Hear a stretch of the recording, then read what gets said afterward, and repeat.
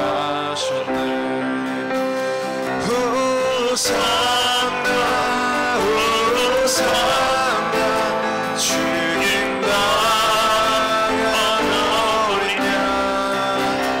호산나 호산나 예수 다시 사셨네.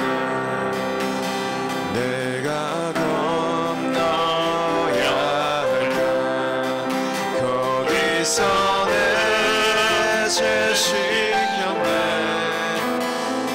이제 주의 사랑이 나를 향해 흐르네. 깊은 강에서 주가 나를 일으키셨도다. 구원의 노래 부르리. 예수 자유 주셨네.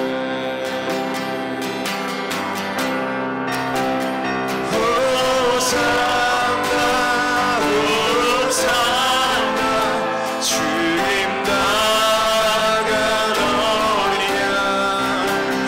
호산나 호산나 예수 다시 사셨네.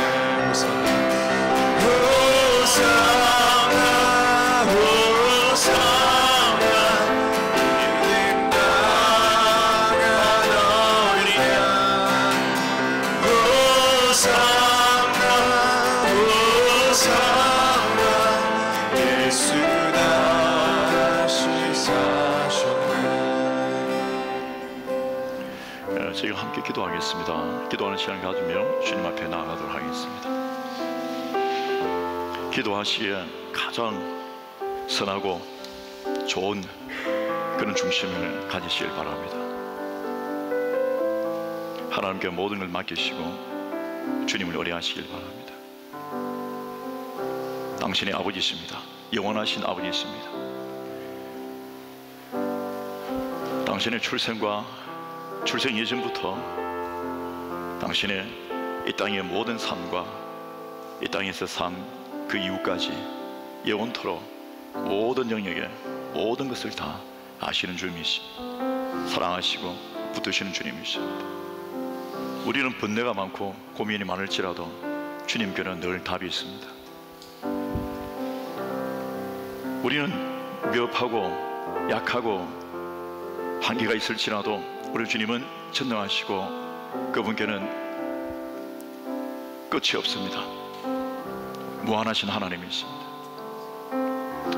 그러니까 아버지께, 우리 하나님께 우리가 모든 걸 다 구하며 내려놓기를 원합니다. 당신은 인생의 위기를 만났을 때 그 위기를 어떻게 해결하십니까?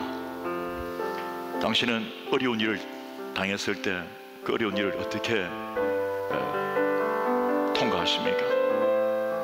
사람마다 주변 요소가 다르고 힘과 가지고 있는 배경이 다르기 때문에 저마다 고유한 어떤 결정 방법들이 있습니다. 습관도 될 수가 있고 배경이 될 수도 있으며 문화가 될 수도 있습니다. 그러나 우리 그리스도인들은 어떤 위치, 어떤 문제를 만나든 동일한 방법을 취합니다. 아니요, 한 가지 방법밖에 없습니다. 하나님을 의뢰하는 것입니다. 오늘 우리에게 어떤 세계적인 세상적인 부가 있든지 힘이 있든지 권능이 있든지 간에 우리는 우리 인생의 문제를 해결하는 방법을 우리 스스로 해결하기를 원하지 않습니다. 그래봐야 문제 해결로 끝나는 것밖에 없지 그 안에 믿음이 없습니다. 믿음이 자라지도 않고 사라지지 않습니다. 하나님을 믿는 자에게 문제 해결을 통해서 우리에게 믿음을 주시려 하시고, 그 의인은, 하나님의 의인은 그 믿음으로 말미암아 살기 때문에, 살 수 있기 때문에 믿음으로 사는 삶을 하나님께 영광을 돌리며 보여드리고, 또 우리도 그 믿음으로 말미암아 더 놀라운 하나님의 영광의 인생을 살기 위한 에너지를 갖게 되는 것이죠. 그래서 오늘 우리 유일한 삶의 문제 해결 방법인 믿음을 가지고 예수께, 우리 주님께 나아가서 기도하시겠습니다. 하나님이여, 제가 이렇습니다. 저를 도우소서. 저를 잘 아십니다. 주님, 주님 제가 불안합니다. 주님 제가 무섭습니다. 주님 제가 힘이 없습니다. 주님 제게 부족합니다. 주님, 제가 주님께 더 가까이 나가기를 원합니다. 주님 제게 믿음도 주옵소서. 하나님이여, 내가 사랑하는 이들이 고통하고 있습니다. 주님, 제가 어떻게 할 수 있는 방법은 없습니다. 그러나 전능하신 하나님께서는 온 곳에 무소부지하시니까, 주님은 모든 곳에 다 옴니프레장하시니까 주께서 강하셔서 행하셔서 주의 권능의 오른손으로 저들을 건져내어 주시고 도와주옵소서. 하나님이여, 저를 도와서 주의 손에 외칩니다. 우리 아버지 사랑과 은혜와 긍휼 감사합니다. 아버지 긍휼과 자비와 능력을 베풀어 주시옵소서. 예쁘게 서냐 여러분 서냐 화려한 서냐 마음에서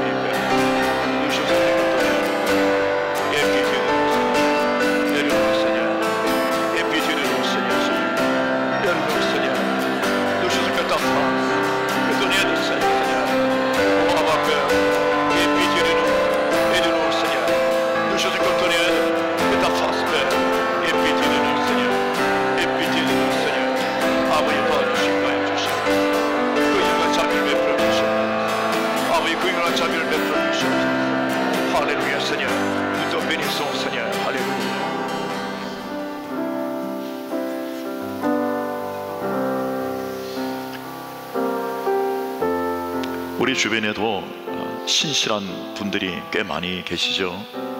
특히 부모님이 그럴 수 있고요. 사랑하는 친구도 또 직장의 동료도 당신에게 매우 소중하고 귀한 존재일 것입니다. 그리고 내가 평생을 의지할 만한 그런 누군가가 있다는 것은 참 복되고 소중한 것입니다. 그런데 여러분, 우리는 인생의 한계를 압니다. 아무리 그분들이 나를 도와주려고 해도 그분들도 인생인지라 언제든지 그 모습을 잊을 수가 없고 언제든지 그 모습으로 그 손길을 내어줄 수가 없습니다. 손이 여러 개가 아니잖아요. 마음이 없는 게 아니에요. 그럴 수가 없는 거죠. 그게 한계입니다. 주님이 신실하시다는 것은 마음만 갖고 있다는 게 아닙니다. 그분 전능하시다는 것입니다. 우리가 하나님을 가까이 하고 알면 알수록 정말 하나님께 감사함을 드리고 하나님을 신뢰하며 하나님을 떠나서는 살 수 없는 고백을 하게 됩니다. 왜냐하면 이 땅에서의 문제 해결의 삶만이 삶이 아니라 주님과 함께 교제하고 가졌던 이 사랑이, 이 깊이가, 주님과의 가졌던 이 말할 수 없는 인생의 추억이 너무도 고귀하고 아름답고 노벌해서 우리가 이것을 포기하기가 싫은 것이죠. 깊은 사랑 속에서 하나님을 찬양하고, 그러다 보면 어느새 이상한 일이 일어납니다. 나도 작은데, 나도 연약한데 내가 다른 사람을 향하여 이 신실한 손길을 내어주고 싶고 내 손은 몇 개 되지 않는데 말이에요, 여러 사람들에게 손을 내어주려고 합니다. 손을 뻗습니다. 무릎을 꿇고 내 어깨에다가 다른 사람의 인생을 짊어지고 가려고 하는 거죠. 원래 나는 그럴 수 없는 사람인데 하나님을 의지해서 하나님을 믿다 보니까 하나님 주신 능력으로, 내 힘이 아닌 하나님 주신 능력으로 내가 다른 영혼들을 짊어지는 일이 일어나고, 가족들을 짊어지고, 고통하는 자들을 짊어지고, 병들고 장애 있는 사람들을 짊어지고, 사회에 소외된 사람들을 짊어지고, 저기 아프리카 땅끝에 우리가 알지 못하는 인생들, 그 민족마저도 감히 한 인생이 짊어지려고 합니다. 거기는 돈도 없고 또 세상적인 어떤 영향력도 없는데 오직 주님 사랑하는 마음으로 짊어지는데 결국은 그 사람들이 그들 영혼을 구원합니다. 이게 하나님께서 우리에게 주시는 하나님의 능력입니다. 오늘 우리가 주변에 수많은 사람들, 내 눈에 스치는 사람들을 생각하며 신실하신 하나님을 의지하면서 하나님, 내가 저들을 짊어지겠습니다. 주의 이름을 외칩니다. 아버지, 긍휼과 사랑과 은혜를 지시오라 감사합니다. 주의 도우심의 은혜와 긍휼과 능력을 주님 감사합니다. 에피티르노 세냐 에르노 세냐 아바페오 에피티르노 세냐 에르노 세냐 할렐루야 세냐 그것뿐이 소리를 넣어 할렐루야 세냐 맥시 세냐 그따도 세냐 오 아바페 맥시 세냐 할렐루야 세냐 역사에 주시옵소서. 아버지 긍휼한 자비를 베풀어 주시옵소서. 할렐루야 세냐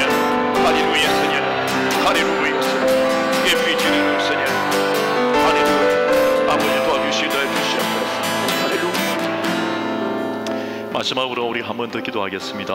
오늘 예배에 함께하지 못하는 여행 중에 계신 또 사랑하는 형제 자매님들이 있습니다. 또 몸에 질병을 갖고 고통하고 있는 분들도 계십니다.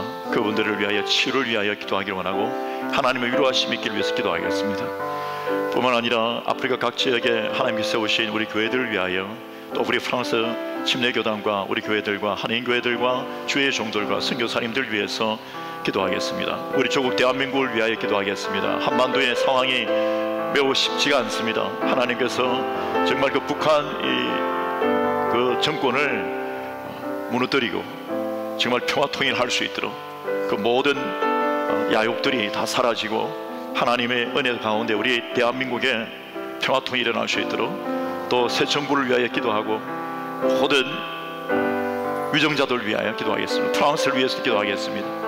프랑스 대통령과 및 위정자를 위해서 기도하겠습니다. 또 우리 인생의 미래 가운데 하나님, 내가 주님 영광을 위해 세워지기를 소원합니다.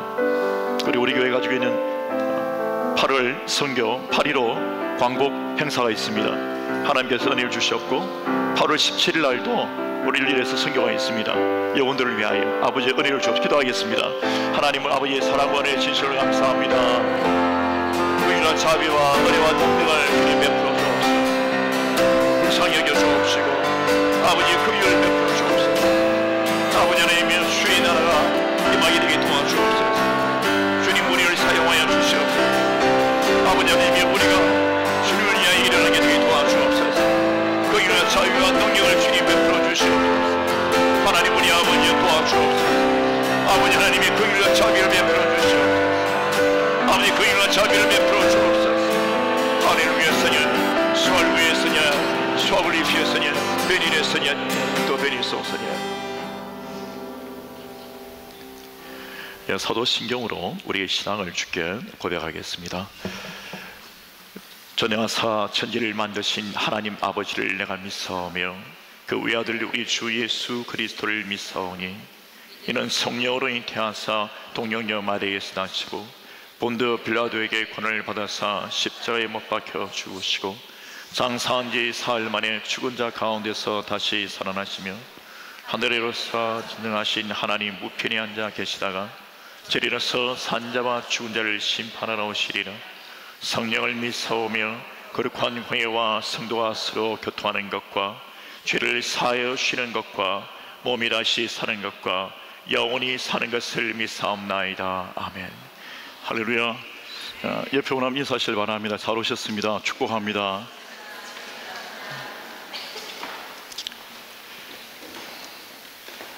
우리의 인생의 문제는요, 하나님의 은혜만 받으면 다 해결되고요, 남은 인생의 승리도 하나님의 은혜가 있으면 다 되게 되어 있습니다. 구체적으로 어떻게 될까? 우리는 생각이 없어요. 답도 안 보이고. 근데 원래 그런 겁니다. 우리의 생각으로 답으로 다 할 수 있더라면 굳이 우리가 그렇게 고통하지는 않았고 두려워하지도 않았을 겁니다. 그런데 하나님의 은혜가 임하면요, 은혜라는 게 다른 어떤 물질이 아니라 어떤 신비스러운 어떤 심 정도가 아니라 우리의 전인격적인 모든 변화를 촉구하는 놀라운 능력입니다. 그렇기 때문에 하나님의 은혜만 받으면 다 해결됩니다. 은혜 받는다는 그 차원들은 여러 가지로 적용이 되죠. 사람의 어떤 회개와 자기 죄를 회개하고 주님 앞에 도움을 구하고 용서하고 베풀고 누군가를 맞이해주고 하는 그 모든 건 종합이에요. 저는 오늘 예배를 통해서 여러분에게 하나님 은혜가 넘치기를 축원합니다. 오늘 저는 여러분들과 함께 관계로운 11번째 시간으로 시편 1편을 나누겠습니다. 여러분, 시편 1편입니다. 아주 중요한 본문이죠. 시편 1편.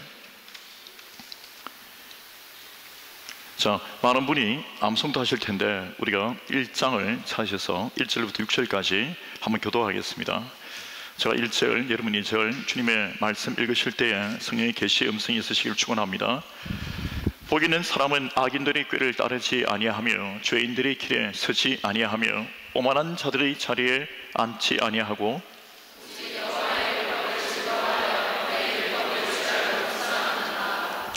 그는 시냇가에 심은 나무가 시절을 따라 열매를 맺으며 그 잎사귀가 많으지 아니함 같으니 그가 하는 모든 일이 다 형통하리로다.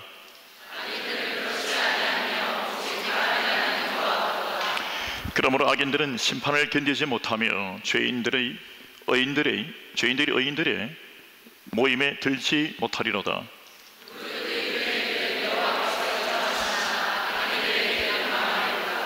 아멘. 제목 같이 한번 읽겠습니다. 시작.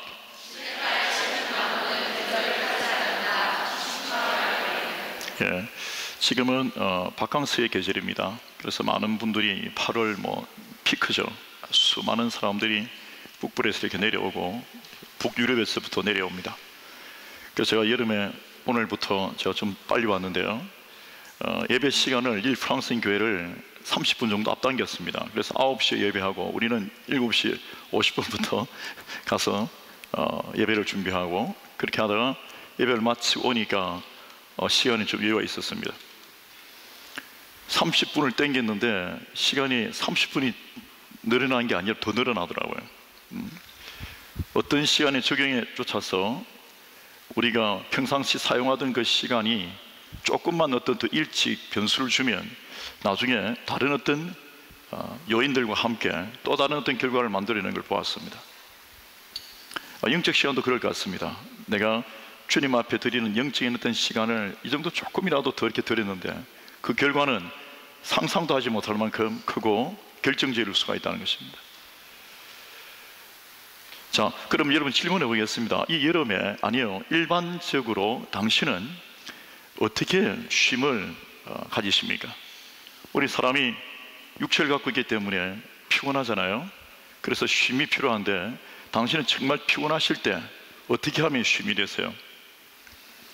그 사람마다 좀 많이 다릅니다. 그리고 연령대마다 다르고요, 또 경우에마다 좀 다르지만 일반적으로 몇 가지 패턴을 가지고 그 사람에게 쉼이 오는 거죠.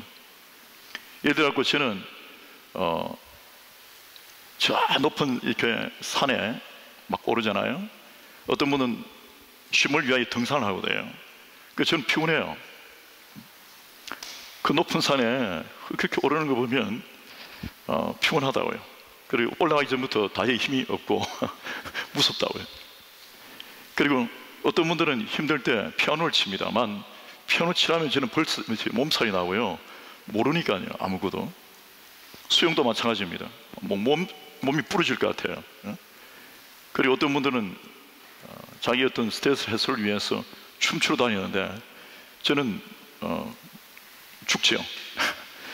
죽음입니다. 그런 걸 하라면 이미 마음이 막 괴로워서 적응이 안 됩니다. 그러나 또 어떤 사람들은 잠을 취합니다. 그것은 제 스타일이에요. 잠자라면 그거는 정말 최고의 휴식입니다. 사실 우리가 잠과의 싸움이죠. 인생 살면서 주어진 시간이 있는데 가면 갈수록 여러분 잠잘 시간이 더 줄어들잖아요. 어릴 때는 팍 잤습니다. 어릴 때는 거의 다 자요. 태어나서부터 계속 자요. 어머니들이 애하고 이야기하고 싶어서 깨우러잖아요. 베이비를, 잠자는 거의 자는 애를 자꾸 만져서 깨우잖아요. 예쁘다 하면서 찌르고 깨우잖아요. 왜냐하면 이야기하고 싶은데 자니까요. 근데 연세가 많이 들어가시면 안 주무세요. 그래서 그거 말고도 여러분 한창 우리가 사역을 하거나 일을 하거나 자기 생애에서 어떤 최절정에 다를 때는 육체도 어느 정도 이렇게 받쳐주겠지만 잠이 많이 줄어듭니다. 많이 잘 수 없는 노릇이죠. 왜냐하면 그 인생에 주어진 어떤 요구하는 값들이 있기 때문에 다 자면서 할 수는 없습니다. 그러나 반드시 여러분 휴식은 취해야 합니다. 주님도 우리의 육체의 휴식에 대하여 권고하고 계세요. 사람이 너무 일을 많이 하고 몸을 혹사시키는 것은 주님의 뜻이 아닙니다. 몸도 하나님의 나라의 일부입니다. 옆에 분 인사합시다. 하나님 나라 섬깁시다. 몸을 아름답게 잘 키우고 하는 것도 중요해요. 근육질로 만든다, 키 크게 한다 이런 게 아니라 정말 중요한 것은 그 몸을 편안하게 해야지 그 몸에 담고 있는 우리 영적인 삶, 영혼의 일도요 할 수가 있어요. 여러분 몸과 영혼을 떼어낼 수 없습니다. 완전히 따로따로는 아니에요. 차원은 다르지만 이 영혼이 몸 가운데 이렇게 깃들어 있잖아요. 그래서 몸이 없는 영혼을 가지고 뭘 하겠어요? 할 수 없는 노릇이죠. 그렇기 때문에 여러분 영혼이 잘 되면요 건강도 오고요 하는 모든 범사의 일에도 영향이 있습니다. 몸 이퀄 영혼은 절대 아닙니다. 그러나 영혼과 몸의 상관적인 어떤 관계는 매우 매우 중요한 것입니다. 그 사람이 영혼이 잘 되고 영적으로 충만하고 은혜가 넘치고 하면요, 몸도 슬 좋아집니다. 영향이 있죠. 그런데 영혼에 문제가 생겨보세요. 처음에는 괜찮은데 좀 지나다 보면 몸이 무거워요. 손가락 하나 움직이기가 싫고 어디서 왔든지 이 무거운 무게가 나를 짓누릅니다. 그리고 감정도 상해요. 기분이 상당히 나빠요. 그리고 여러 가지 걱정과 두려움이 있고 어떤 이상한 갖지 못했던 희한한 일들이 막 생기기 시작합니다. 그래서 영혼이 잘 되는 것은 실제 나타나는 현상 속에 몸이 또 이 정신적으로 가지는 모든 정서에 큰 영향이 있는 것이죠. 엘리야는 거짓 선지자들, 바알, 아세라를 섬기던 그런 선지자들과 싸워서 대성을 거두었습니다. 그리고 난 다음에 그는 두려운 나머지 로뎀 마운트에서 이제 거의 죽기를 원하는 만큼 대제스백을, 그냥 대절망 상태에 빠졌습니다. 그리고 거기에서 차라리 죽기를 원했다고요. 사람이 갑자기 그런 타격을 받을 때가 있습니다. 그냥 에퓨진, 그죠? 사람이 그냥 다 타버린 거죠. 그 내면이 타버렸어요. 몸은 그대로인데, 그러니까 몸에 힘이 없는 거죠. 그때 우리 주님께서는 그에게 먹을 것을 주시고 쉬게 하신다고요. 자게 하시고, 그러고 나서 그가 성령의 힘으로 일어나 걷는데 40주야를 지치지 않는 힘을 가지고 걸어갑니다. 때로는 당신이 지쳤을 때 당신은 내가 뭘 할 수 있겠나? 나는 끝났지 않은가? 이제 내게 무슨 소망이 있겠나? 마음도 타버렸고 몸도 이렇고 상황이 이렇고 두려움은 가득 차고 주변은 나를 이렇게 압제하고 누르고 있는데 내가 뭘 할 수 있겠나라고 생각할지 모르겠지만, 그래도 당신 인생 끝난 거 아닙니다. 하나님의 은혜가 임하면, 하나님의 쉼이 임하면, 하나님께 주시는 쉼을 우리는 안식이라 부르죠. 세상이 가지고 있는 쉼하고 다르죠. 이 안식이 임하면 사람이 새로운 힘을 가지고 걷는데, 이전에도 40주야를 그렇게 걸어본 적이 없거든요. 그러니까 자기 속에서 다른 차원의 또 다른 어떤 단계의 인생의 필드가 열리는 것이죠. 지금 여러분 당신이 어떤 상황이 있든지 간에 하나님의 은혜가 있으면 하나님 은혜는 당신을 새롭게 합니다.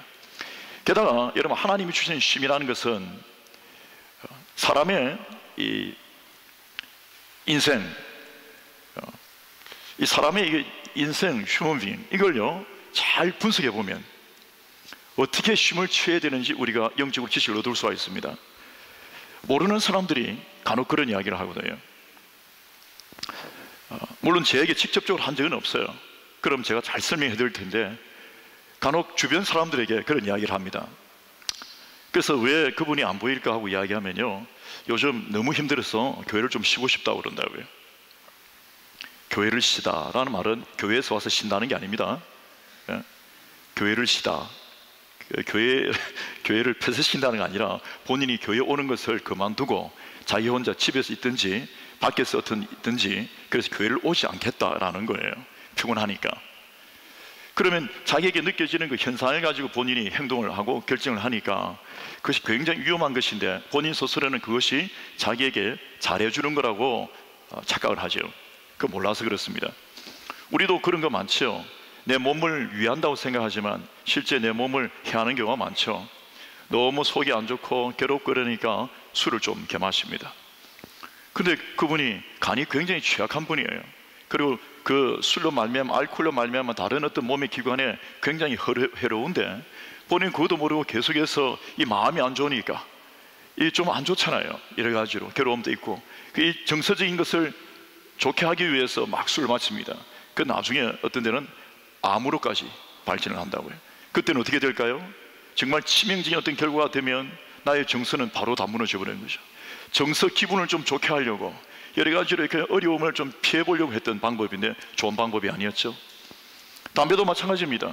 폐에 어떤 장애가 있다는 걸 인식은 좀 하면서 지금 당장 내 폐가 못 느끼니까 그렇게 그 어떤 답답한 마음을 이렇게 습관으로 이렇게 하다 보니까 그게 휴식인 줄 알았는데 5분씩 10분씩 보내던 그 시간이 오히려 그 연기가 자기 인생을 어둡게 만들죠. 그러니까 우리는 내게 좋게 생각한다 하지만 결국은 좋게 하지 않는 때가 많다는 것이죠. 육체도 그런데 영적으로 잘 알지 못하는 상태에서 이것이 어떤 영향을 미친지 모르면서 그냥 내가 좀 교회를 쉬고 싶습니다 이런다고요. 그럴 때 여러분 우리가 막 끌어당기거나 할 수는 없어요. 다만 어떤 친분이 있다든지 굉장히 가까운 사람이 영적일 때는 영적 원리가 이렇습니다 하고 설명해 주면 되겠죠. 그런데 여러분 쉬고 싶다고 해서 쉬었을 때 거의 다수는 영원히 교회에 돌아오지 못하는 경우가 많습니다. 여러분 그건 알아두셔야 돼요. 그때는 여러분 그 소식을 처음 접했습니까? 그럼 억지로 땡길 수는 없어요. 와도 안 돼요. 힘든 일이에요. 그러나 설득을 해야 합니다. 땡기는 거하고요, 물리적으로 가자고 막 이렇게 하는 거하고, 어떤 뭐 아버지니까 내 아들에게 억압하는 거하고요, 내가 정말 설득하는 거 다릅니다. 아들이라도요, 내가 설득하는 거예요. 손자라도 내가 설득을 하는 거예요. 이렇게 이런데 이런 것이 않느냐, 그 너 스스로가 그렇게 함께 가지 않겠니? 그렇게 해서 오면요, 그게 믿음으로 이렇게 자랍니다. 그리고 그게 하나의 새로운 어떤 변화를 가져오면서 이전보다도 더 강한 힘으로 40주야가 아닌 40년 혹은 그 80년 인생을 멋지게 갈 수가 있다. 그때 여러분 우리가 주변에 하나님의 손길처럼 우리가 그분들을 도와줘야 합니다. 특히 그 아픈 사정을 알았을 때 그 사람에 대한 어떠한 무거운 짐을 줘서도 안 되고 비난이나 어떤 질책을 해서도 안 됩니다. 아, 네가 이렇게 했으니까 이렇게 되었지, 그 말 할 게 아니에요. 설령 그것이 사실이라도. 병원에 갔는데 아니 술을 많이 먹으니까 이런 것도 아니에요 이렇게 하면 안 된다고요. 이런 거 알코올 이러니까 이럽니다. 알려줄 수는 있죠. 그런데 그것을 이미 지났는데, 이미 본인도 아파하고 있는데 그게 대하여 그 사람을 질책한다고 해서 내가 좋은 의사가 될 수는 없겠죠. 그러니까 우리가 그런 상황을 볼 때 기도해 주고요, 내가 금식이라도 하며 도와야 합니다. 그 어떻게든 그 기본적인 어떤 영적 패턴으로 다시 회복될 수 있도록. 아니면 방법이 없는 것이죠. 여러분 이처럼 우리가 사람을 생각하는데 사람의 몸이 쉬는 상태, 그 다음에 사람은 몸으로만 구성되는 게 아니거든요. 사람은 두 사람으로 구성되어 있습니다. 고린도후서에도 기록하고 있죠. 속 사람과 그 사람, 옴 엑테리에, 옴 엑스테리에, 이게 사람이에요. 우리는 보통 사람만 하나로 생각하죠. 맞습니다. 그런데 실제 우리가 영적으로 신학적으로 분석해 보면요, 옴 엑테리에, 그 속 사람과 그 사람이 있습니다. 근데 그 사람이라는 정서를 포함한 그 모든 것입니다. 몸입니다. 속 사람이라는 것은 영의 세계예요. 영혼입니다. 그런데 많은 경우에 사람들이 영혼을 모르기 때문에 영혼을 무시하고 그 사람만 생각하죠. 그 사람으로만 삽니다. 대부분 사람들 하나님을 모르고 예수를 믿지 않는 사람들은 영혼을 무시한 삶을 살죠. 그렇기 때문에 영혼을 무시한 이 그 사람의 쉼을 쉼이라고 생각합니다. 그래서 여러분 쉽니다. 그 육체는 좀 쉰 것 같아요. 그런데 그 깊은 곳에 계속해서 짐이 있고 무게가 있죠.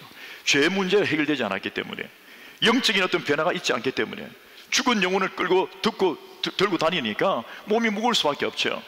아니 뭘 해도요, 술을 마시든 뭐 1등을 하든 뭐 횡재를 하든 돈을 벌든 어떤 간에 로또를 해서 엄청난 뭐 횡재를 누리더라도요, 그게 그때뿐이에요. 세상에 여러분 당신에게 영원한 쉼을 줄 만한 게 아무것도 없습니다. 결코 그 사람으로는 영원한 쉼을 만족할 수 없어요. 기분이 아무리 좋아도요, 그것뿐이에요. 영혼은 늘 괴롭다고요.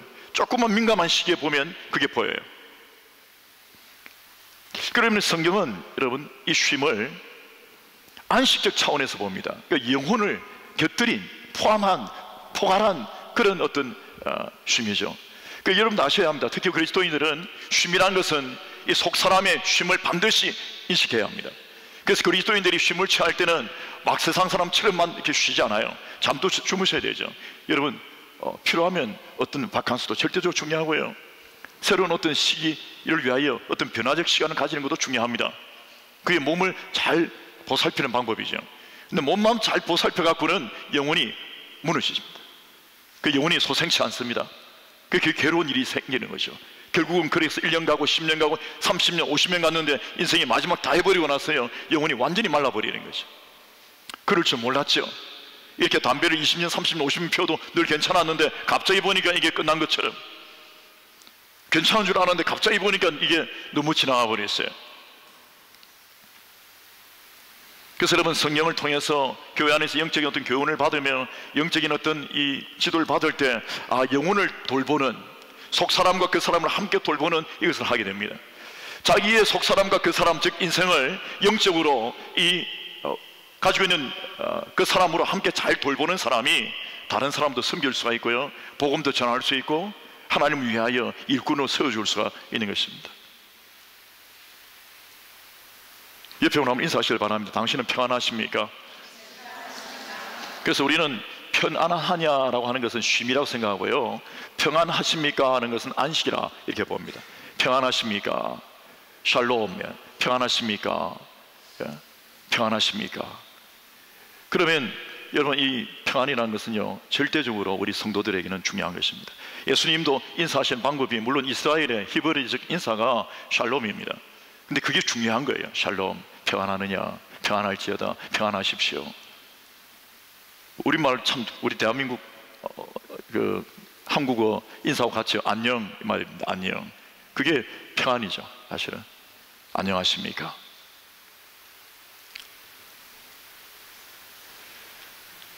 자, 여러분, 우리는 교회의 일을 할 때도요, 주님 일을 한다고 치더라도 몸이 너무 혹사당하는 일을 하면 안 됩니다. 그러면 지금은 뭔가 되는 것 같지만 나중에 영혼에 지속적인 일을 할 수 없습니다. 그래서 영적 지도자들은요, 어떤 분이 처음에 신앙생활 하면서 막 몸을 혹사하면서 주님 섬긴다고 막 이렇게 하다 보면 그 의지는 좋은데 그게 너무 지나치면 몸이 다쳐요. 몸이 다치면 나중에 영적 삶도 잘 안 되고요, 몸 져서 누워 보십시오. 그러면 기본 영적 삶을 살 수 없기 때문에 결국 영혼에 문제가 생깁니다. 너무 무리하고 지나친 일을 하면 안 돼요. 그래서 적당하게 하라는 게 아닙니다. 여러분, 몸이 다치지 않을 만큼 최선을 다하여 주님을 섬겨야 합니다. 아멘이십니까? 그런데 원래 너무 게으른 상태에 있는 분은, 죄송합니다, 어떤 분이 계신지 모르겠지만 늘 피곤하죠. 여러분, 그것은 어떻게 해야 되는가 하면, 이건 제가 알려드리고 싶은데요, 그러면 계속 피곤을 느낍니다. 그 일을 많이 해서 느끼는 만성 피로가 아니고, 그분은 그 몸을 제어하지 못해서 몸이 가지고 있는 그 나쁜 독성이, 죄성이, 게으름이 온몸에 편만하게 쫙 있기 때문에 출생 때부터 지금까지 의지가 발동해서 자유의지로 자기 몸의 어떤 힘, 이걸 제어할 수 있는 그런 능력이 부재하기 때문에 일어나는 거예요. 그럼 어떻게 해야 되는가 하면, 어떤 정한 시간을 두고요, 그거 하나라도 일으켜서 각을 세우고 관절을 세우는 거죠. 또 어떤 시간도 하나 일으켜서 세우고 하는 이 훈련을 해야 합니다. 그렇게 하나씩 세우다 보면 나중에 그 세웠던 그 힘이 또다시 또 다른 힘이 되어서 내 인생을 자유롭게 한다고요. 그래서 그 사람이 힘이 생겨요. 사실 몸에 근육이 힘이 없는 게 아니거든요. 마음의 의지의 힘이 그 부분에 나타나지 않는 거죠. 여러분, 그런 사람도요, 뭐 하려 보세요, 힘이 막 납니다. 제가 한 번씩 이렇게 몸이 좀 아프잖아요. 그래서 제가 제 집에 아들에게 오늘 다리를 좀 두드리라고 했습니다. 그러니까 오더니 이렇게 해요. 이렇게 귀찮은 거예요. 죄송합니다. 귀찮은 거예요. 이렇게 처음에는 좀 하다가 금세 몸이 이렇게 문우가 됩니다. 문우가. 그래서 제가, 아니 그러지 말고 좀 제대로 해봐라. 그럼 너한테 어떻게 하면 아버지가 뭘 하면 힘이 나서 제대로 꽝꽝꽝 할 수가 있겠느냐. 그러니까 얘가 가만히 쳐다보더라고요. 그래서 제가 오케이, 제가 평생 처음으로 내고를 했습니다. 그러면 내가 1분당 50cm씩 줄게.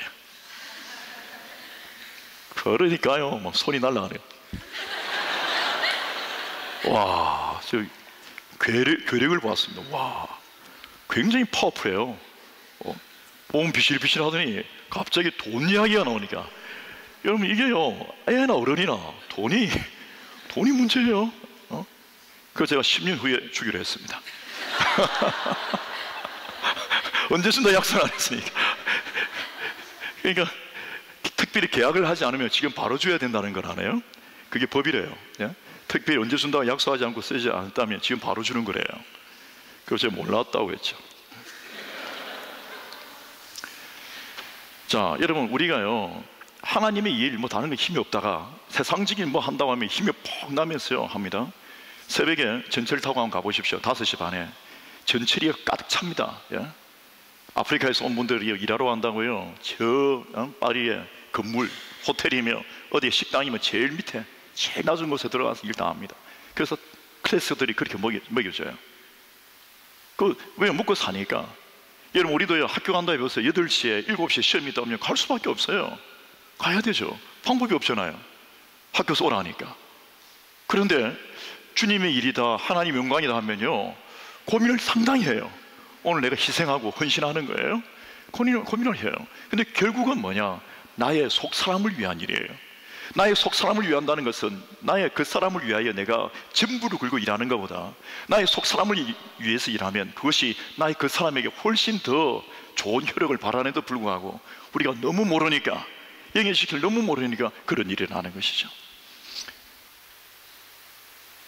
여러분, 오늘 이 본문을 보면요, 이 본문은 우리의 쉼에 대해 알려줍니다. 우리가 어떻게 쉼을 취할 수 있는가, 그리고 우리의 쉼은 우리 인생의 미래와 무슨 연관이 있는가를 아주 중요하게 말해주는 상관관계를 알려주는 겁니다.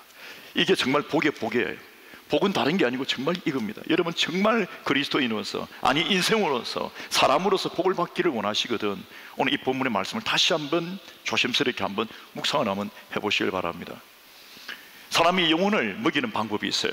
우리 속사람을 잘 먹이는 방법이 있는데 크게는 2가지입니다. 하나는 주의 말씀입니다. 아멘이십니까?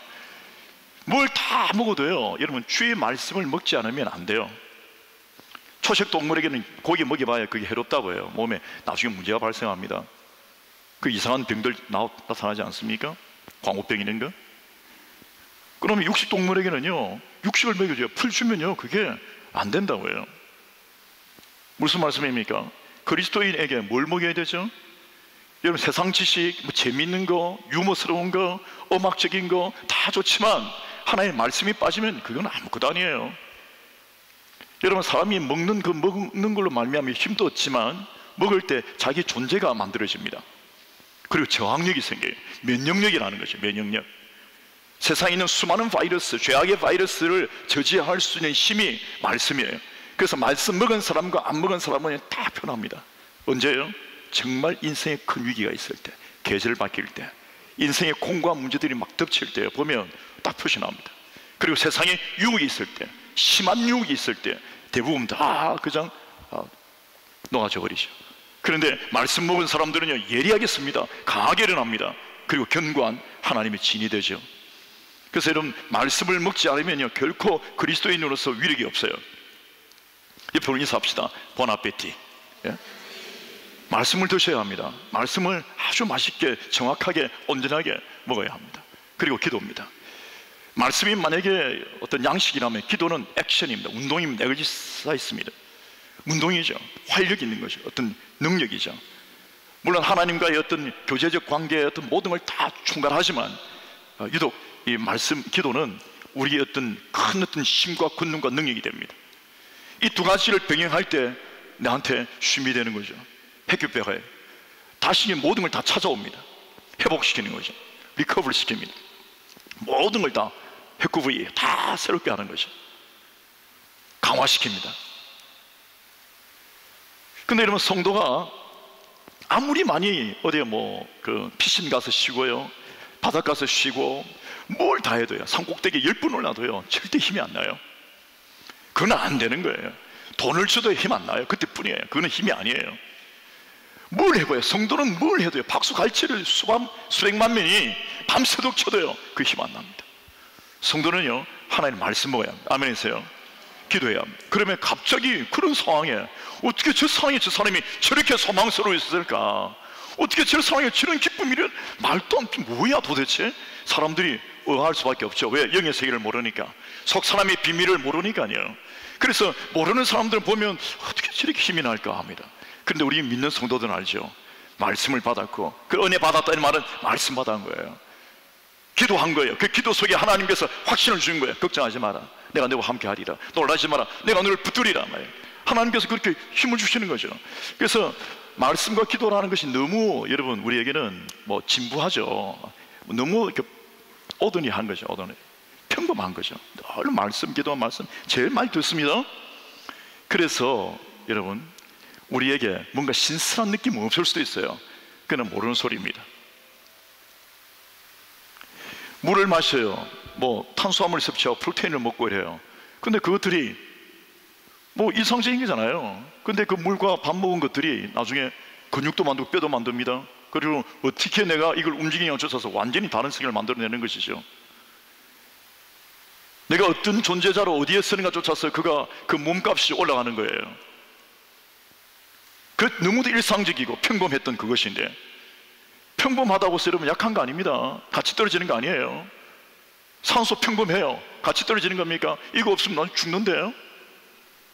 근데 우리는 너무 교회 안에서 좀 새롭고 낯설고 뭐 뭔가 좀 신기하고 뭐 특별한 거 없나? 없어요. 하나님의 말씀과 성령의 기도 외에는 없습니다.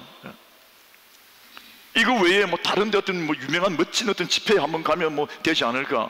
그런다고 되면 좋겠지만 그때뿐이에요. 일상의 삶에서 살아내시길 축원합니다. 그래서 여러분, 성도는 일상의 삶에서 나의 영혼을 쉬게 하는 법을 배워야 돼요. 그게 주의 말씀 가운데 샤워하는 거예요. 그게 중요한 것입니다. 이 기도의 불 속에 들어가서요, 내가 소독되고요, 새롭게지는 거죠. 불 받아갖고요, 그럼 강력한 힘으로 그냥 전기기관차처럼 아멘을 외치면서 가는 거죠. 할렐루야를 외치면서 그냥 전진해 가는 거죠. 어떻게 이런 불도저가 있을 수 있을까? 이 힘이 어디서 나왔을까? 성령의 능력입니다. 그 조그만 사람이, 그 여린 소녀가 어디에서 그 힘이, 그 연로하신 어르신이 어디에 힘이 나와서 저렇게 할 수가 있을까? 그 예배의 자리를 지키고 기도를 하고 하나님 앞에서 찬양을 드리는 그 모든 위엄이 어디에서 나올 수 있을까? 근데 어떤 멀쩡한 사람은, 실험 선수들 뭐 이런 사람들은요, 그냥 누워있어요. 못 일어나겠대, 피곤하다고. 이 몸이 아니에요. 영혼을 쉬게 한 사람들은 힘이 있습니다. 오늘 본문에 보면 이같이 기록하고 있습니다. 복 있는 사람은, 안식을 얻은 사람, 평안한 사람, 하나님의 진정한 축복이 있는 사람들의 특징은 뭐냐? 악인들의 꾀를 따르지 아니하고 죄인들의 길에 서지 아니하며 오만한 자리에 앉지 아니하고. 여러분, 이것은 다 우리를 피곤하게 하는 거예요. 우리를 너무너무 피곤하게 하는 거예요. 세상, 죄 말이에요. 다른 사람들 비난하고 조롱하고 욕하고 거짓말하고 사악하게 하는 것, 이런 것들이 무서운 일입니다. 그리고요, 우리가 신앙생활을 할 때 이 세상이요, 우리를 잡아당겨요. 가만히 안 둡니다. 유혹이, 죄가 막 이렇게 하면 쿨하다고, 재밌다고, 이래 하면 행복한 거라고 막 우리를 속이면서, 왜? 우리가 육체를 갖고 있으니까. 육체는 그대로 반응하죠. 육체는 생각이 없어요. 옆에 인사합시다. 생각 없는 육체를 조심하세요. 여러분, 육체는 생각이 없어 지 마음대로 하고 싶어 한다고요. 나 또 보세요, 끝이 없습니다. 그래도 우리 몸 안에서 생각이 육체를 일으키고 일어나라, 다 이렇게 끌고 모아, 하마세 모아갖고요, 육체를 일으켜가고, 죄송합니다, 살아 내 살들아, 일어나라, 이런 거죠. 근데 살이 축 처져가고 붙어가고 방바닥에 꼼짝도 안 하잖아요. 왜 모아야 돼요? 하마세 해갖고 이렇게 해서 가야 되죠. 근데 육체는 생각이 없어요. 지 마음대로 하고 싶어 합니다. 육체를 조심해야 합니다. 당신도 육체 갖고 있습니다. 근데 육체와 이 생각의 어떤 이 협상, 이 단계에 보면요, 이게 왔다 갔다 하거든요. 그래서 갈라디아서는 말씀하시기를, 성령으로 시작하는 것을 육체로 망치겠느냐, 맞아, 육체로 끝내겠느냐. 육체가요, 믿는 사람에게, 성령으로 시작한 사람에게도요, 끝없이 육체의 요구가 큽니다.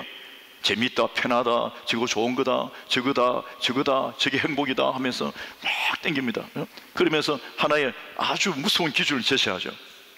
예수 믿는 다른 사람들 봐라, 다 너처럼 그렇게 영적으로 사는 거 아니잖아. 저 사람 저 봐라, 저 목사님 봐라, 목사님이지만 대충 재밌게 그냥 세상적으로 살잖아. 저 장로님 봐라, 장로님이지만 대충 살잖아. 저 형제님 봐라, 교회 다닌 지 오래됐지만 다 그냥 꼼시꼼사 이렇게 그럭저럭 다 살아가고 있지 않니? 너 굳이 그리까지 뭐 영적으로 기도하며 하나님하고 거룩한 삶 이렇게 할 필요 있니? 하면서 자기 안에 오는 게 보이는 게 보니까 그래요. 그때 여러분, 우리가 공동체가 중요한 거예요. 우리 공동체 주변에 있는 아버지와 어머니와 또 가족과 형제와 또 우리 목장의 멤버들과 또 지도자들이 정말 겸손하고 거룩하고 온전한 삶을 살아간다면 그들이 그 혼돈의 단계 때 주변을 본다고요. 그건 다수가 다 그렇게 하고 있어요. 그러면 접어요. 불이 빨리 바뀌지 않는 도로에서 딱 섰습니다. 그런데 신호가 빨리 안 바뀌어요. 주변에 봅니다. 아직 빨간불이에요. 그래서 다 건너가요. 그럼 자기 혼자 가만히 있기 힘들어요. 이해하세요? 아니, 그래도 잡히면 함께 다 이렇게 잡히는데 벌금 다 내야 되는데, 그래도 주변을 보고 다 건너가면요, 혼자 끝까지 있으면 누가 땡기는데 쉽지 않아요. 그런데 주변의 사람들이 아무리 바빠도요, 그 딱 지키고 나면 함께 갑니다. 그래서 옆에 있는 사람들이 되게 중요한 거예요. 옆에 있는 사람 신앙의 모델이 되어 주십시오. 그래서 정말 하나님의 나라와 이를 구하는 이게 중요한 거거든요. 그런데 여러분 보십시오. 어떻게 하면 그럼 그 사람이 하나님의 복 있는 사람인가, 그 기준을 딱 제시하고 있습니다. 하나의 바로메터가 있어요. 뭐냐면 하나님의 율법을 즐거워하고 주님의 율법을 주야로 묵상하는 마음이 있으면 당신은 지금 복이 임한 거고 너무 행복한 상태고, 하나님의 말씀이 아파요, 귀찮아요, 그리고 자꾸 찔려요. 그리고 찔리면 좋으면 좋은데 이 찔린다고 생각하지 않거든요. 은혜 받는 사람들은 하나님의 말씀이 찔린다지 않아요. 아, 내게 주시는 말씀이구나 이렇게 생각하거든요.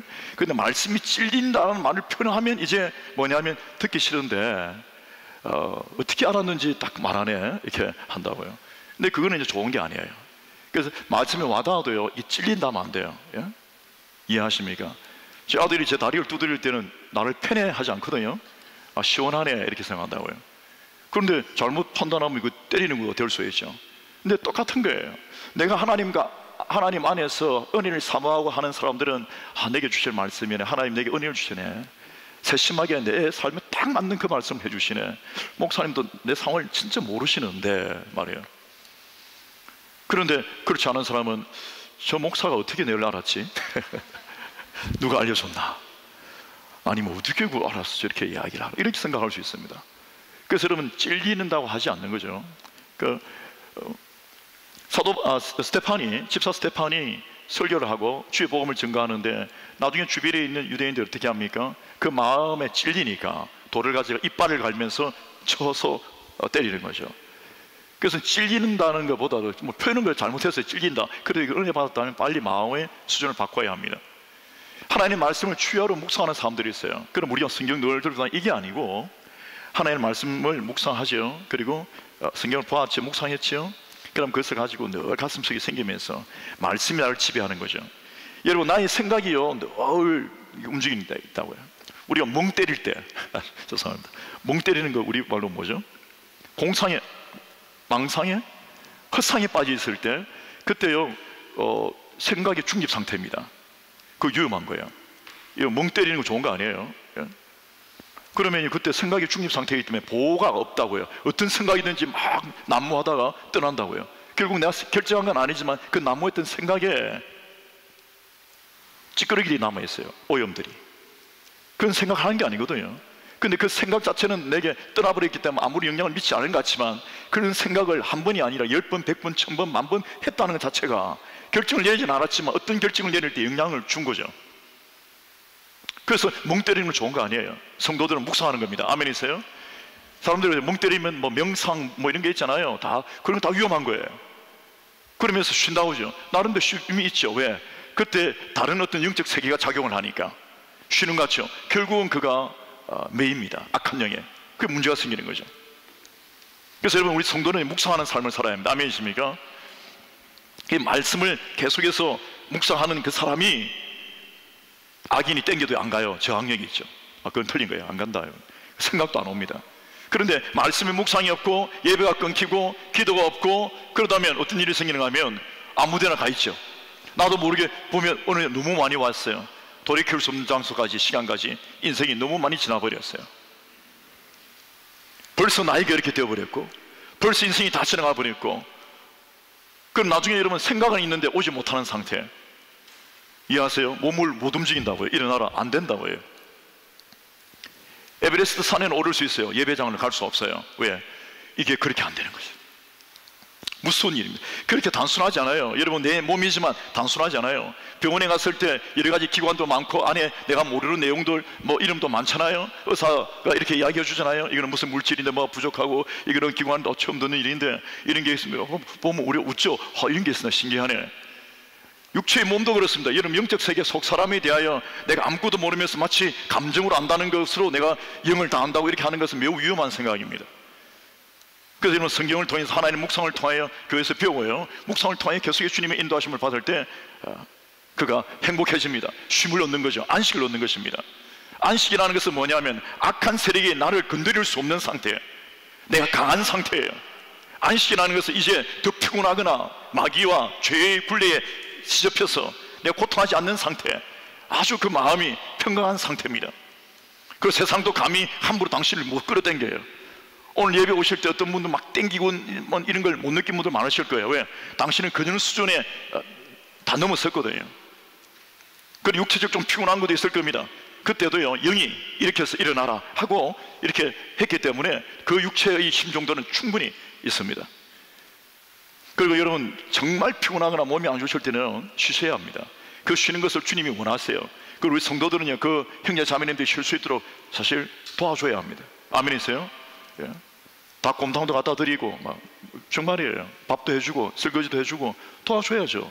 몸이 아프니까 빨리 몸을 회복해야지 속사람도 빨리 은혜 받을 수 있도록 나올 거 아닙니까? 그런데 그냥 기도만 해라, 밥을 먹어라 말만 해갖고는 안 되는 거죠. 도와줘야 합니다. 배가 고프니까 배를 분리해라, 추우니까 몸을 따뜻하게 해라 말만 하는 건 아니죠. 옆에 분 인사합시다. 행동하십시다. 그러면 3절 말씀입니다. 오늘 3절이 핵심인데 같이 한번 읽으십시다. 3절입니다. 시작. 그는 시내가에 심은 나무가 시절을 따라 열매를 맺으며 그 잎 사이가 마르지 아니함 같으니 그가 하는 모든 일이 다 형통하리라. 최고의 복이죠. 여러분, 안식은 우리가 정말 하나님 가운데 안식한 것, 복이 있는 상태는 만사가 하는 모든 일이 다 형통하단 말이에요. 투스킬펠리 헤이수, 하는 것 모든 것 다 석세스풀한 거죠. 다 되는 거예요. 그러니까 복이 있다는 것, 안식이 평강 가운데 있는 상태에서 어떤 일을 계속 하게 되면 하는 일이 내일 당장의 모든 일이 알라프와 동시에 모든 게 스폰타네만 다 된다 이건 아니에요. 그러나 모든 일이 점진적으로 다 잘 돼요. 그 사람이 예수를 믿었기 때문에 그 인생으로서는 최고를 누리는 거죠. 그때는 우리는 다른 사람하고 비교해서 대비해서 상대적으로 이런 거 없어요. 여러분, 신앙의 세계는 다른 사람보다 내가 1등하고 다른 사람이 그런 거 아니에요. 내가 1등이냐 2등이냐 그런 어떤 세계관에 잡혀있는 것은 육의 그 사람 속에 있는 습관이에요. 나쁜 습관을 버리시길 바랍니다. 1등 신도람을 버리시길 바랍니다. 그건 좋은 거 아니에요. 그 개념을 계속 있으면 늘 불안해요. 평화가 그냥 깨어지는 거죠. 그래서 주 안에서는요, 다른 사람을 더 낮게 높이 여기고 귀하게 여기는 게 매우 매우 중요합니다. 다만 내 인생 속에서 내 인생이 하나님을 안 믿었더라 믿었을 텐데, 저는 제가 하나님 믿어서 최고의 인생을 삽니다. 아니, 살고 있다고요. 여러분은 또 인정해 주세요. 나름대로 저는 괜찮아요. 되게 좋아요. 여러분하고 비교하면 제가 모자라지만 여러분하고 비교만 안 하면 저는 괜찮다고요. 저도 괜찮은 인생이에요. 아멘 좀 해주세요. 이렇게 간구하는데 사람 격려하기 그렇게 힘듭니까? 예? 그게 뭐냐면 여러분하고 비교하면 제가 아닌데 제 나름대로 괜찮다니까요. 제 인생 주관적 하나로 보면, 독자적으로 보면요, 과거 대비 예수님을 만나고 나서 지금 저는 형통한 거예요. 만사 형통한 거예요. 여러분, 이게 얼마나 감사한지 모릅니다. 그런데 이런 사람도 만약에 다른 사람과 비교하기 시작하면 그때부터 행복이 깨어집니다. 왜 비교합니까? 맡기라 이거죠. 예수님의 제자들이 예수님께 와서 오른쪽 자리 왼쪽 자리 자꾸 자리 따지고요, 누가 1등입니까? 이걸 따지고 한다고요. 그러니까 하나님께서 하시는 말씀, 내 나라 믿게 나라 말, 네가 할 일이 아니야. 그것은 너희들의 일이 아니야 말이죠. 상관하지 마라 말이죠. 각자가 알아서 다 받을 거니까. 근데 사람이 그런 예습관이 있습니다. 자꾸 남하고 비교하고 싶은 거죠. 저는 우리가 다른 사람들하고 비교하지 않기를 바랍니다. 신앙생활 하면서 옆에 있는 성도들하고 너무 비교하는 거 아니에요. 좋은 모델만 보세요. 그리고 다른 교회하고도 비교해서 막 교회들 욕하고 하면 안 됩니다. 그 비교하면 안 되는 거죠. 그냥 다 하나님 나라에서 귀하게 여기면 됩니다. 아멘이세요? 그게 안 그러면 나중에 다 평화가 다 깨집니다. 그럼 나중에 시간 지나면 그 안에 다 문제만 생겨요. 아무 좋은 게 없습니다. 다 인정해주고 귀하게 여기면 되는 것입니다. 오늘뿐 아니라 성경을 보니까 주님은 사람을 나무에 많이 비유하셨어요. 여러분, 신약 성경에 보면요, 우리는 요한복음 14장 15절부터 시작해서 14장 15장에 보면요, 주님은 우리를 나무에 비교를 하십니다. 에스겔서에서도 보면 나무 이야기가 나옵니다. 또 성경 이곳저곳에서도요, 나무가 매우 중요한 어떤 걸 차지하는 것처럼 이렇게 이야기하고 있습니다. 예수님은 무화과나무 비유를 통해서 무화과나무가 때가 되었는데 열매를 못 맺으니까 이 저주해버려 있었어요. 뿌리부터 확 말라버리는 희한한 일이 일어나 버렸습니다. 열매를 맺으란 말이죠. 열매 맺지 못할 때 그게 큰 문제가 되는 것입니다. 사람을 주님께서 나무로 비유하셨어요. 여러분, 저도 이제 어릴 때 나무를 했어요. 산에 가서 땔감 주우러 다니고. 그래서 나무를 보면 제 관심이 많습니다. 그 나무를 보면 이 나무는 잘 넘어갈까 안 넘어갈까. 왜 나무마다 속성이 좀 다르거든요. 그 어떤 나무들은 뿌리도 여러분 땔감으로 참 유용하거든요. 마른 뿌리. 그래서 썩어서 넘어진 나무, 또 사람들이 베가고 남아있는 그 밑 그루터기 있죠. 이게 시간이 지나면 이렇게 말라요. 썩고 그걸 발로 뻥 차면 그게 가져다가 보면 땔감으로 환상이거든요. 그런데 그런 나무들을 제가 모을 때 어떤 나무는 찼다가 발이 부러질 만큼 아플 수 있어요. 뿌리가 아직 정리가 안 됐어요. 그리고 어떤 뿌리가 너무 커요. 몸통하고 달라요. 뿌리가 너무 커요. 어떤 거는 있어 보이가 찼는데 뿌리가 아무것도 아니에요. 그냥 이거 요즘만 있어요. 툭 떨어져요. 예를 들어 여러분 아프리카 같은 데 가면 있는 그 나무들 있잖아요. 야자수 같은 거. 그건 뿌리 별로예요. 별거 없어요. 그런데 어떤 나무들은 뿌리가 막 진짜 깊이 있게 막 뻗어 있고 이런 것도 있거든요. 자, 여러분, 우리는요 어떤 나쁜 나무, 좋은 나무를 볼 때 나쁜 나무들은 우리를 방해하는 거예요. 주님도 나쁜 나무들은 찍어서 그냥 불에 던져버리라고 말씀하신다고 심판을 이야기합니다. 이 사람이 예수 그리스도 안에 붙어서 살아가면서 하나의 나무도 하는 거죠. 나무를 비유해서 표현해 주셨습니다. 근데 나쁜 나무는요 정말 집을 말아먹습니다. 여러분, 간혹요 저는 저희 집 아파트 있잖아요. 제가 살고 있는 후배에 북부에 아파트 앞에 건너편에, 도로 건너편에 집들이 있는데 3층짜리 집인데 그 집 지붕에 나무가 났어요. 관리가 안 됐겠죠. 저는 뭐 사실 그 집 안에 누가 사는지 안 사는지 별 관심이 없기 때문에 쳐다보지는 않는데 그 나무는 제가 유심하게 봤어요. 저 나무가 났네. 신기하네. 몇 년이 지났습니다. 이만큼 굵어졌어요. 그런데 그 집이 무너질 것 같아요. 제 생각에 그 집에 사람이 살지 않은 것 같아요. 아니면 너무 늦어버렸든지 방심한 나무지. 왜냐하면 기아장 밑에 흙이 좀 있잖아요. 옛날 집. 근데 그게 이제 나무 뿌리가 막 타고 들어가는 거예요. 흙을 찾아서. 그 비가 또 북부에는 비가 또 잘 오거든요. 그러니까 거기에서 너그럽게 나무가 서갖고 아름드리 서서 그게 혼자 청초한 모습으로 서 있어요. 그거 위험한 거거든요. 그 나중에 어떻게 감사요. 끝난다고. 씨가 바람에 날려서 사람이 심지 않았는데 이 건물 있잖아요. 집 좀 떨어진 데가 아니라 정원인데도요. 비가 떨어지는 그 밑에 구석에 딱 박힙니다. 그리고 나무가 자랍니다. 그러면요 어떤 나무는 쉽게 크게 자라거든요. 그래서 그게 나중에 어떻게 되는가 하면 뿌리가 들어가서요 집을 뒤집어요. 집을 삐걱하게 만든단 말이에요. 그 무서운 거예요. 아니 그 씨앗 한 개가 그게 뭐라고요? 근데 그게 못된 나무예요. 꼭 열매 맺고 아름답고 향기 있고 가시 있고 이것만 아니고 잘못된 곳에 박혀 있는 거죠. 성도도 나무입니다. 은혜 가운데 은혜의 길에 서 있지 않고요 이상한 데 박혀 있으면 그거 위험한 거거든요. 나중에 뭐 말라 죽고 가뭄에 뭐 이런 거 말고요 그 자체가 좋지 않아요. 성도가 있어야 될 자리가 있고 없어야 될 자리가 있거든요. 우리가 영적으로요 내가 써야 될 겸손의 자리가 있고 교만한 자리가 있거든요. 근데 그걸 잘 구분하지 못하면 그게 나중에 큰 문제가 됩니다. 그리고 여러분 나쁜 나무 있잖아요. 저도 우리 옛날 교회 후배의 프랑스 교회 옛날 교회 그 정원에 큰 나무가 있었는데 옆집의 주인이 자꾸 저보고 뭐라 합니다. 나무 가지가 많은데 이 햇빛이 가린다고요. 잘라달라는 거죠. 제가 그 높은 나무에 올라가는 게 제 전공이 아니거든요. 저는 이렇게 나무 차는 게 전공이지 이렇게 자르고. 근데 그 위험한데 올라갈 수 있습니까? 근데 부담스럽지. 그 경비가 많이 든단 말이에요. 여러분 그 나무 놔두면요 나중에 지붕 다 타고 들어갑니다. 그리고 어떤 나무들은요 정말로 집을 그냥 감싸서 그냥 삼킵니다. 무서운 힘입니다. 그걸 잘라줘야 되는데 그 자르기 되게 어렵습니다. 어떻게 자르는가 하면 잘못 자르면 다 자빠지죠. 그래서 위에부터 잘라야 돼요. 올라가고요. 잘라서 땡겨 이렇게 해야 됩니다. 안전하게. 그 자르는 방법이에요. 제가 물어봤습니다. 전문가에게. 그러니까 그분이 그래요. 타고 올라와서 위에서부터 잘라야 된다 이거죠. 나쁘게 잘못 박힌 잘못 자란 그리스도인이 있다고 한번 상상해 보십시오. 교회 안에 있다고 생각해 보십시오. 언제부터인가 오랫동안 잘못된 자리에 박혀갖고요 그 있으면 안 되는데, 그런 모습을 살면 안 되는데 아주 못되게 딱 박혀갖고 이렇게 있어요. 뿌리가 자꾸 벌어져요. 그리고 자기가 교회라고 해요. 내가 교회다.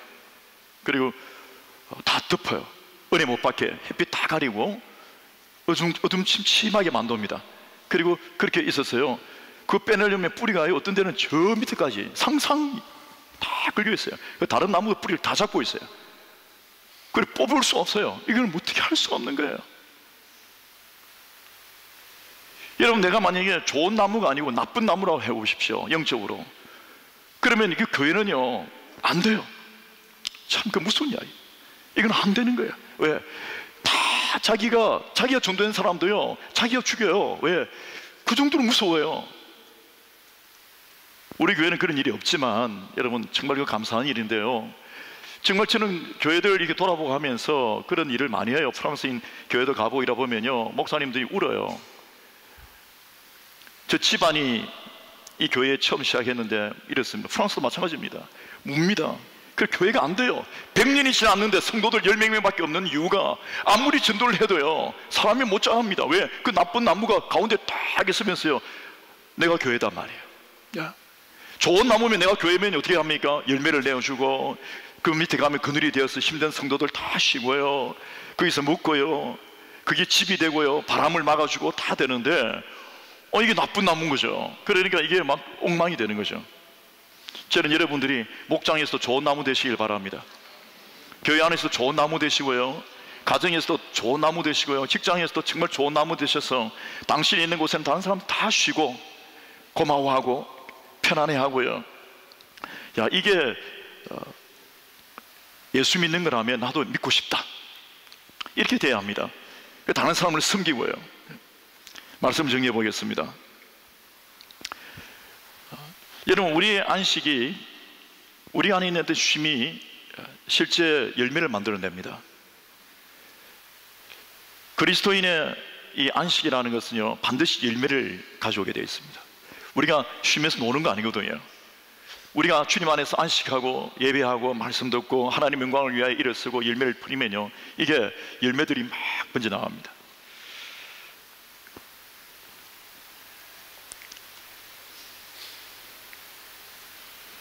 그 성경 에스겔서에서는 약재로 비유하고 있습니다. 약재. 강 좌우가에는 각종 먹을 과실나무가 자라서 그 잎이 시들지 아니하며 열매가 끊이지 아니하고 달마다 새 열매를 맺으리니 그 물이 성수를 통하여 나옴이라. 그 열매는 먹을 만하고 그 잎사귀는 약재료가 되리라. 여러분, 성도의 삶이요 내가 내 몸이 다른 사람들에게 정말 과일즙이 되고요, 열매가 되고 양식이 되고요, 약재가 됩니다. 이파리를 당신의 어떤 삶의 어떤 말, 행동 이런 걸 잘라서 다른 사람에게 주면요 그 사람이 살아나는 거죠. 치유되는 거죠.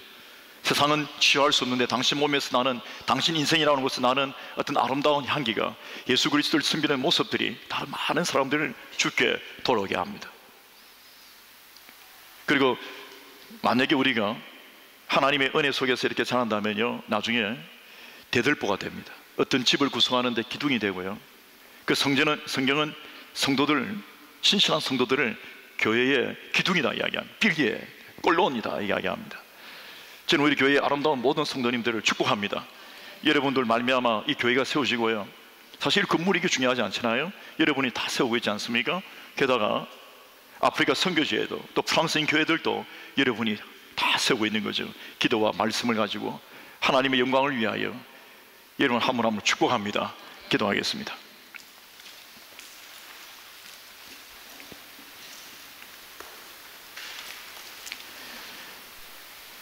나무의 뿌리가 깊지 않을 때, 계절이 변할 때 보면 계절을 탑니다. 올해는 괜찮았는데 내년은 아닌 거죠. 올해 대한민국의 가뭄이 굉장히 심했습니다. 그래서 막 죽어갔습니다, 모든 식물들이.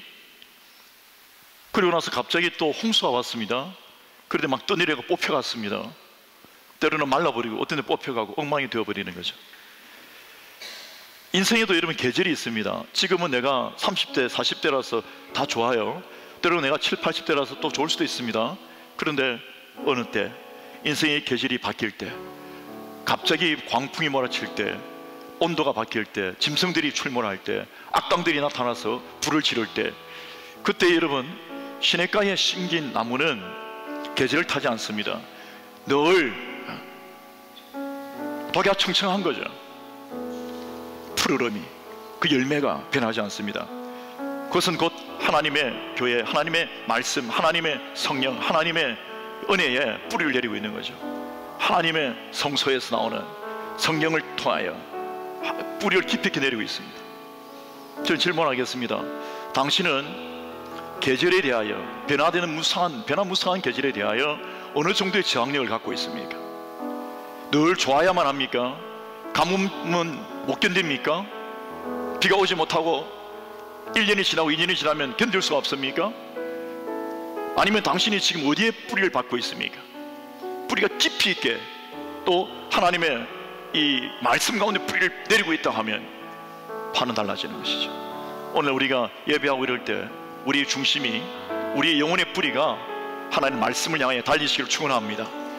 그래서 깊이 있게 내리셔서 그 어떤 것도 흔들지 못하도록, 천하가 흔들리더라도 당신은 흔들리지 않도록, 그래서 다른 뿌리들을 붙들어 주세요. 연약한 뿌리들을 이제 처음 뿌리를 내리는 분들 붙들어 주시고 정말 보호해 주시고 지켜 주시길 바랍니다. 오늘 이 시간 우리가 한번 기도하겠습니다. 하나님이여 도와주세요. 주의 이름으로 외칩니다.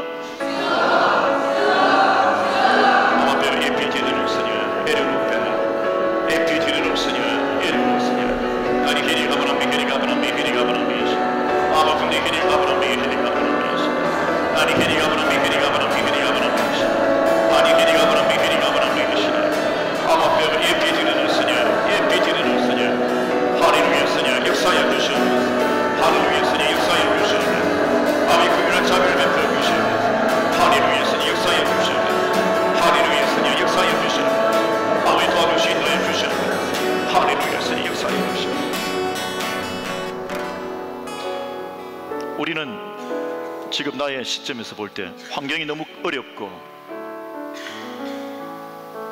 목표는 너무 높고 먼데 나의 능력은 너무도 작아서 어떻게 해야 될지 모르는, 그래서 좌절해보고 싶은 마음이 있을 수 있습니다. 저기까지 갈 수가 없고 이룰 수가 없다고 생각합니다.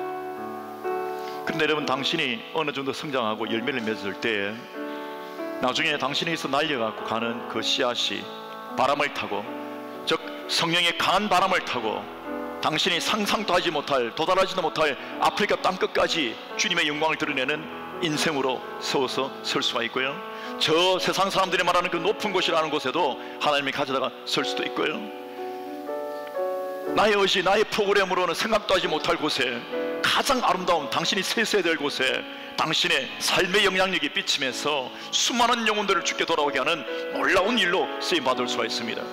지금 나의 성장이 너무 더디다고 절망하지 마시고 낙담하지 마시고 하나님 안에서 매일매일 주의 은혜를 사모하며 가십시오. 사랑이 나타날 겁니다. 당신 안에서 믿음의 용맹이 나타날 겁니다.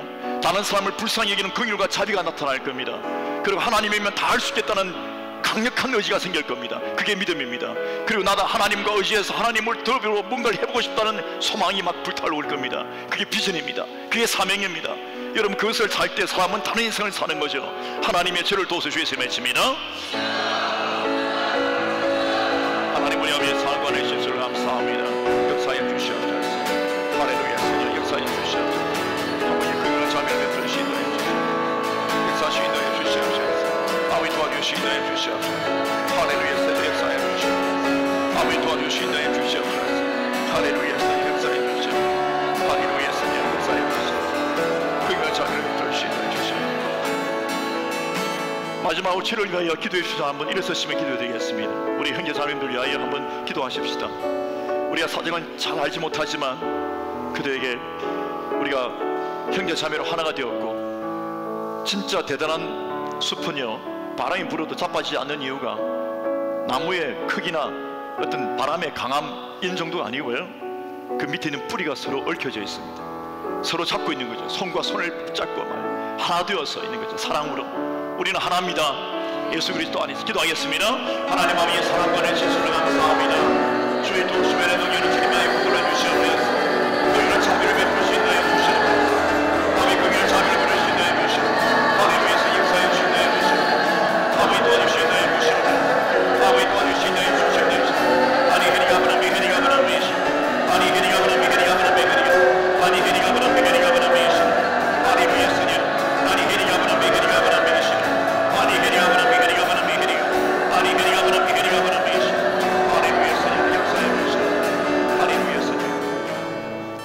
준비한 예물을 주님 앞에 믿음으로 드리겠습니다. 예물을 준비하신 분들만 부담 없이 주께 믿음으로 드리는 것이기 때문에 걱정 없이 드리면 되겠습니다.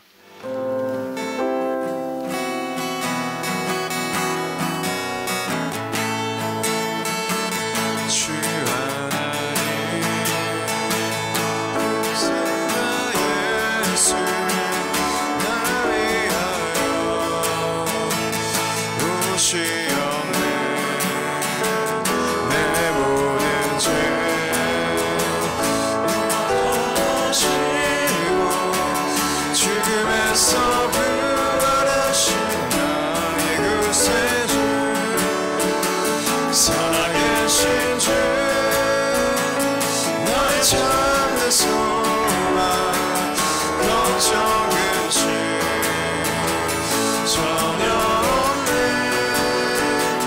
사랑의 주는 날 그림도 아니 내 모든 삶의 기쁨 내 주만 아네.